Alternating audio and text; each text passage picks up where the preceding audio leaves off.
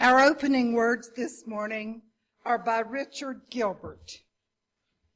In the midst of the whirling day, in the hectic rush to be doing, in the frantic pace of life, pause here for a moment. Catch your breath, relax your body, loosen your grip on life. Consider that our lives are always unfinished business. Imagine that the picture of our being is never complete. Allow your life to be a work in progress. Do not hurry to mold the masterpiece. Do not rush to finish the picture. Do not be impatient to complete the drawing. From beckoning birth to dawning death, we are in process, and always there is more to be done. Do not let the incompleteness weigh on your spirit. Do not despair that imperfection marks your every day. Do not fear that we are still in the making. Let us instead be grateful that the world is still to be created. Let us give thanks that we can be more than we are. Let us celebrate the power of the incomplete, for life is always unfinished business. When I began preparing for this talk, I did what I usually do, and that is pull out a number of research books and began reading, and I was talking to Jane about it, because I spend a fair amount of time researching before I give a talk. And Jane and I were sitting there talking, and she said, for New Year's, why don't you do something different? She said, why don't you talk from the heart? Why don't you talk about how you feel and what you believe? So for better or for worse, here goes.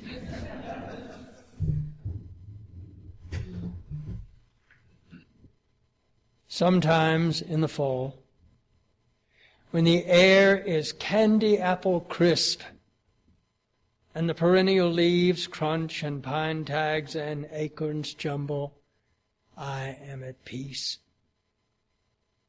After a long summer of hot emotions and closed sinuses, the predatory skies are welcome. And it seems as I slowly drink my Mr. Donut coffee that time will evolve from cloud stuff and blink lights. And I used to believe that it was the curse of men to go out to fight the dragon, but also the curse never to slay him. Now I know the dragon lives within each of us, and if we are not mindful, we kill ourselves. Not in one fell swoop, but slowly, imperceptibly. I've changed my mind about a lot of things as my years have advanced. I don't believe that Mr. Donut gives a damn, or that there are really golden arches at McDonald's, or even that there is a Savior just sitting there waiting for my prayers. But I do believe in the power of love. And that's enough for now.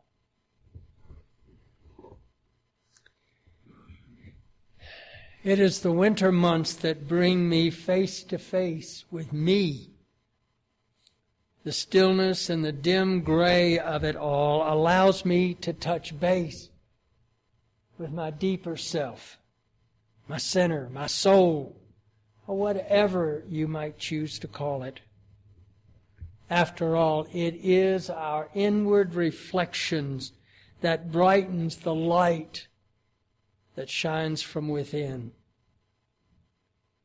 This time of year provides the perfect opportunity to listen to the silence. There is sound in the silence, but it's not noise. The sound in the silence is the cosmic voice whispering to the still and ready mind. The wind in the winter trees has been playing harmonic melodies since the beginning of time. And remember, harmonic means to agree. So in solitude, the harmonic motion in the natural world is the same harmonic motion that is within each of us. Because we are all siblings of the same holy forces. What's more, we are all a work in progress, and there is a perpetual tuning of the human instrument. It is this tuning process that is our spiritual growth, our path to becoming a new self, a more illuminated self. As the natural world evolves, we as human beings move along with it, sometimes following, sometimes leading, and sometimes dragging our feet. Spiritual growth is an unending sequence of meeting with ourself. And in the absence of all others, we continue to negotiate a more meaningful and authentic way to live our life. Winter silences provide the gap between chaoses and common events that allow us time to negotiate with ourselves. Most of the year, our brain is like a committee, with every single member crying out to be heard, leaving us sometimes in a state of flux. The whispers of the winter winds and the primordial echoes bring us back to our core, our center, our soul. And at that point, our higher self calms all the voices in our head that are screaming to be heard and attended to.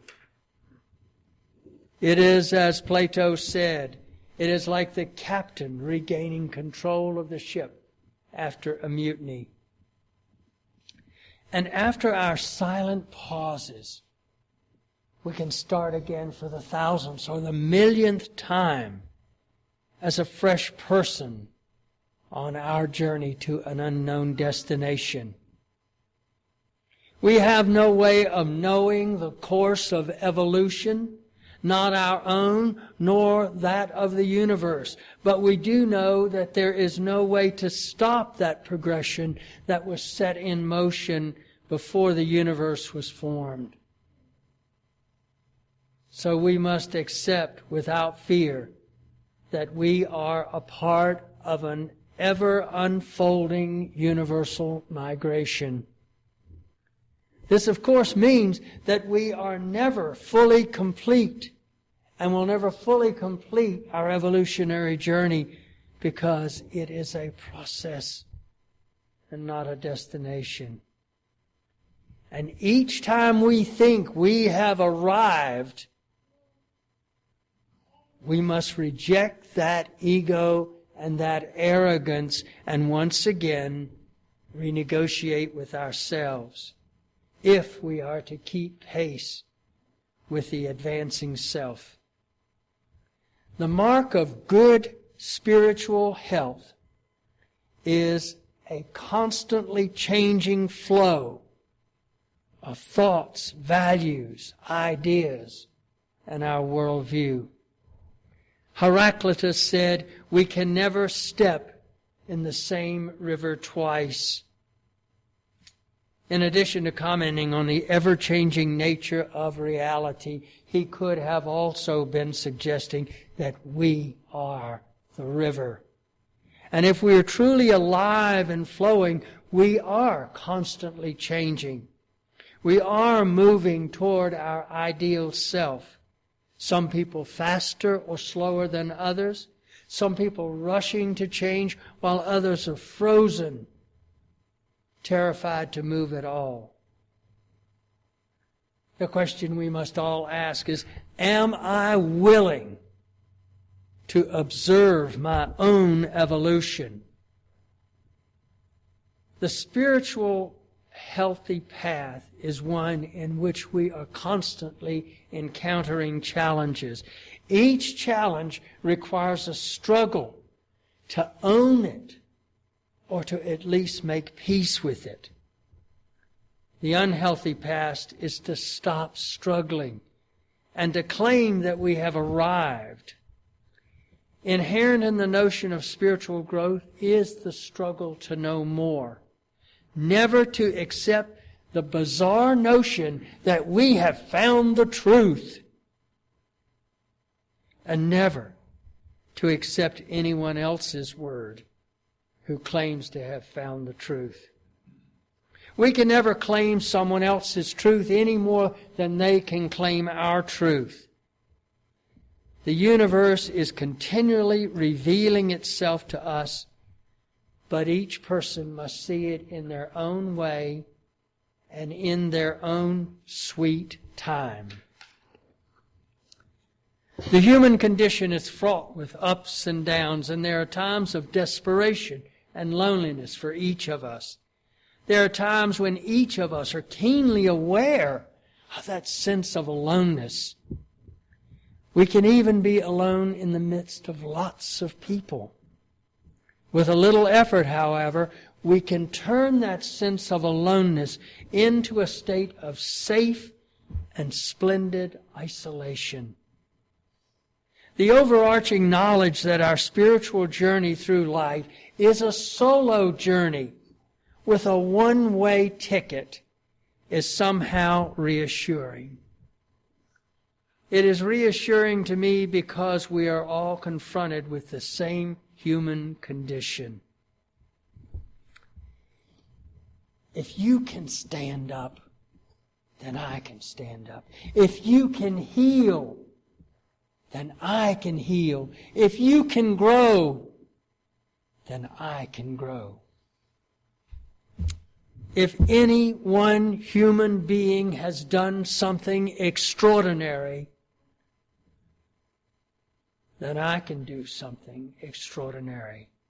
Because I am made of the same star stuff, that same universal dust. This makes all of our relationships that much more important, because if you can still like me or love me while you are climbing your own evolutionary mountain, then that makes it easier for me to like me. If I can witness you taking a fearless step towards raising your consciousness, then I can follow. Hand in hand, heart and heart, we lead and follow one another to a higher level of spirituality. Though we are not all on the same cobblestones of life at the same time, we are all headed in the same direction. If one of us gets ahead, then that one can help the others to climb. And we must remember we are not just climbing for ourselves, but we are climbing for everyone that will follow us. You know, we spend most of our lives surrounded by people. We start out in this world thinking that the whole world revolves around us. And then things begin to change. We spend the next part of our life between vacillating, between wanting to belong to the crowd and wanting to be independent. But at some point, however, we stop all of that and we gaze into the mirror of our own consciousness. And sometimes that reflection is blurred. That can be frightening if we are not comfortable with ourselves. But in reality, are we not eternity gazing at eternity. We start out with this vision of being special, unique, even precious, but that vision gets eclipsed by our fears of being ordinary, even unworthy. So what are we as human beings? We are eternity. We are a hologram of the entire universe, just as every cell in our body is a hologram of us. When we are in the gentle currents of our own river of consciousness, we are evolving. Therefore, we cannot base our existence or the existence of anyone else on this planet by a few random stops. A whole life can't be judged by a few snapshots. It can only be judged in totality. Did we learn, and are we learning from our mistakes? Did we and are we giving of ourselves to others? Were we and are we our brother's keeper, good stewards of the eternal? Did we and are we still seeking truth?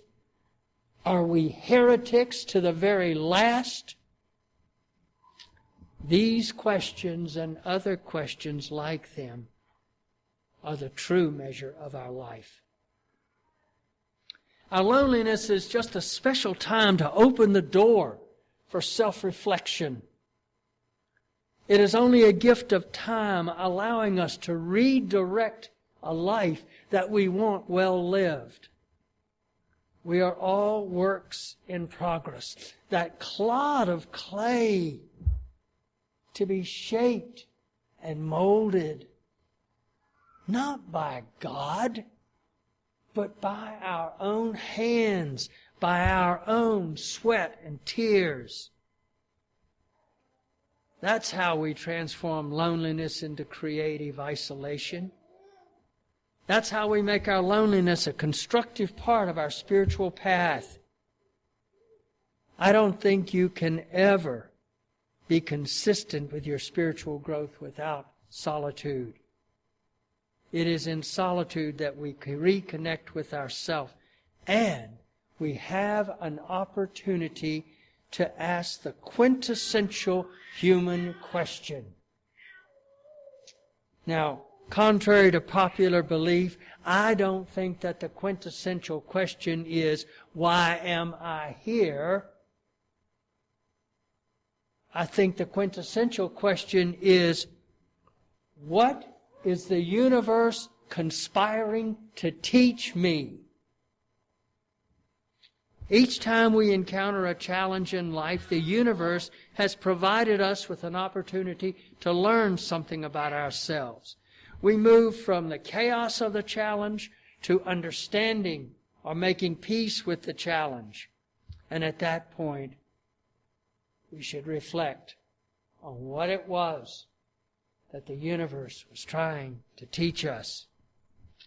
Often it's life's challenges that produce our feelings of loneliness, disappointment, fear, abandonment, and rejection. But the creative quest is to turn those negative feelings into a sense of purpose. The search for meaning is often best served in the creative womb of solitude. The entire process is one of growing through our pain and coming out healthier on the other side. The unhealthy position is to deny our pain, to cover up our pain, or to collapse under the weight of it.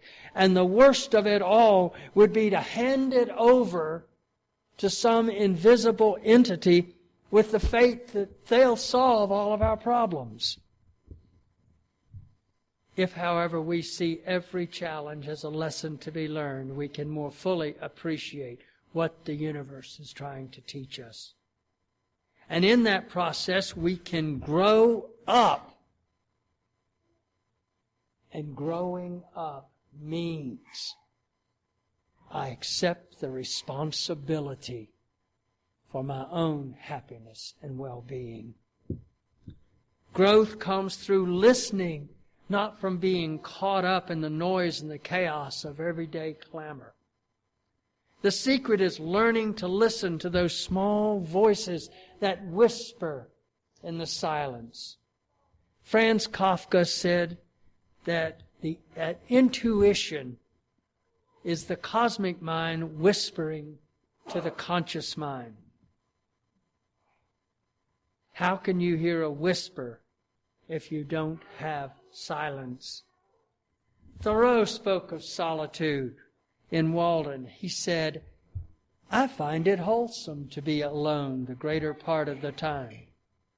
To be in the company even with the best is soon wearisome and dissipating. I love to be alone. I have never found a companion that was so companionable as solitude." Close quote. There are, of course, times when we miss the specific company of special people in our lives. In general, however, loneliness is a condition where we are unhappy with ourselves and we fear that we cannot meet our own needs. Solitude, on the other hand, is when we are happy with ourselves and we are capable of enjoying our own company and the company of the silent universe. We're all quite aware that we can be lonely in crowds, in relationships, in marriages, while doing any human activity. But loneliness relates to connectivity. Are we connected with ourselves? And are we connected with other individuals? And when we are, the loneliness begins to dissipate.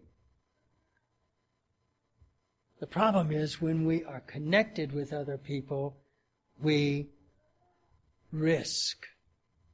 And risk can be very threatening. Because when I risk with you, I can be vulnerable.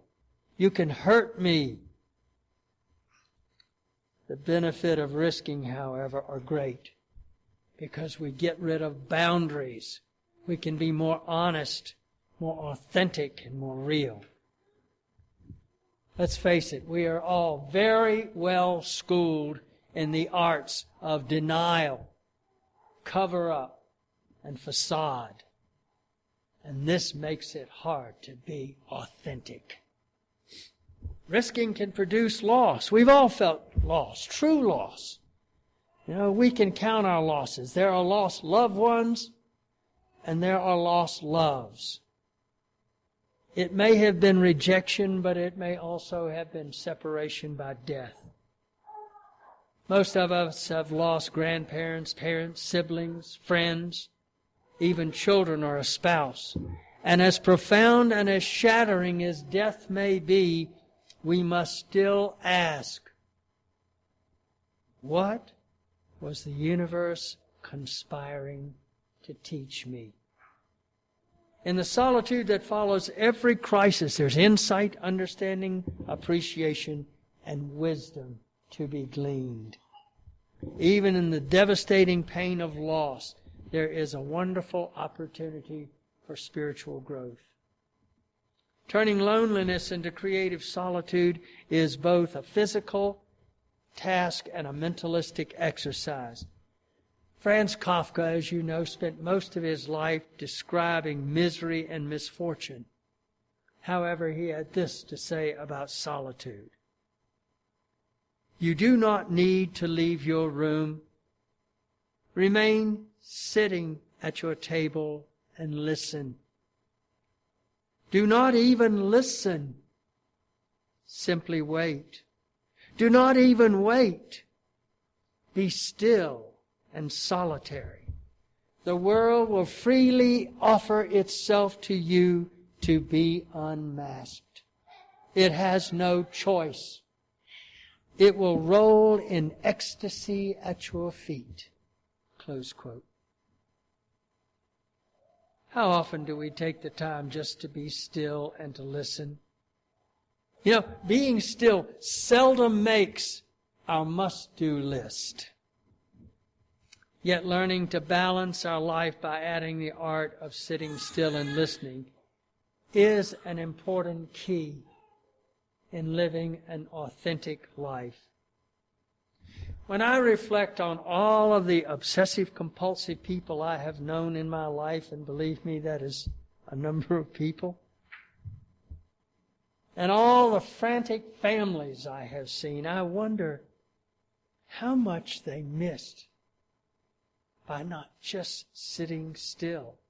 And yet, if I flip the coin over and I think of all of the Indian rishis and the early Christian monks who spent days on end in deep meditation, I wonder, what did they miss by not having a full and balanced life? How can we enjoy completely the human adventure without solitude? And how can we appreciate solitude without the active human adventure? We need balance for spiritual growth. We tend to look for answers to life's great questions outside of us. We turn to work, the pursuit of money, the quest for power, thinking somehow I'm going to find happiness if I just get a little more money. We become devotees to those who claim to have all the answers. We invest our faith in organized religion or our unquestionable hope in some ideology. We jump from answer to answer, and more often than not, we become human doings rather than human beings, while all the while the answers are within each of us. Now, don't misunderstand me. We do need to read and study and listen to others, because the information from these sources are grist for the mill. We need to grind it. We need to chew on what we have learned, but ultimately we have to adapt what we have learned to our lives. It's a process of sorting out the wheat from the chaff. If we don't become discriminating, we end up being groupies to the latest fad or novel idea. Most daily human activity is not on the path of spiritual growth. As a matter of fact, most of it is the distraction from our growth. We return to the path when we visit ourselves in solitude. When you do read or hear something that resonates with you, don't just adopt it. Adapt it. Adapt it to fit your life, and adapt it by reason. How does it fit your life? Remember, inductive reasoning can cause profound changes in a person. We must take time for quiet contemplation. The wind in the winter trees is whispering. And are you comfortable enough to hear the whisper? Make time for silence and solitude and make them your friend. W.B. Yeats wrote an introduction to Gitanjali, and in commenting on Rabindranath Tagore, he wrote this, quote, "Every morning at 3, and I know, for I have seen it, one said to me, he sits immovable in contemplation, and for 2 hours does not awake from his reverie." Close quote. I think Rabindranath Tagore was able to write with such eloquence because he made time to listen. What are you capable of if you take time to listen? We are all fields of pure potential, and every creative act is an act of consciousness. The fine art of being consciousness is learning how to detach from the hubbub of life and enter the silence, the womb of consciousness. Have you ever noticed that just before a concert, the entire audience becomes still and quiet? You could hear a pin drop. Now you're sitting still with the anticipation of hearing something beautiful. That is the way of silent solitude. We become very still, waiting to hear something beautiful. In silent detachment, we wait for the teleological unfolding of clarity, insight, and understanding. Beauty is an unfolding process, and it is never frozen or static as it's frozen in a mold. Your life is like the unfolding of a rose, petal by petal. You expose yourself to the light of consciousness. You are the universe, exposing yourself to the universe. As Meister Eckhart said, looking for God is like sitting on an ox, looking for an ox. Meister Eckhart also warned us about being too detached to things. He said, and I quote, being means you should never be bound or tied to anything we have, not even God. Human freedom is restricted to the extent to which we are bound to anything. Close quote. We escape the bounds of tradition and convention when we enter the silence of our own mind. The simple truth is that the more silent we become, the more we hear. Tragically, some people never learn that you don't learn anything with your mouth open. Carlfried Graf Durkheim is quoted as saying, all the masters tell us that the reality of life, which our noisy, waking consciousness prevents us from hearing, speaks chiefly in silence. Modern society is fascinated with our gadgetry. We rely on computers and cell phones and text messages and symbols and the next greatest human consumer product. The silence and solitude is the art of suspending that preoccupation with gadgetry. Some of the loneliest people I have ever met haunt golf courses and racetracks and endless hours of television, day after day. Nightclubs and country clubs, night after night. Most of them escaping any significant involvement with reality. Reality requires involvement and commitment with and to others, but it also requires an intimate relationship with solitude.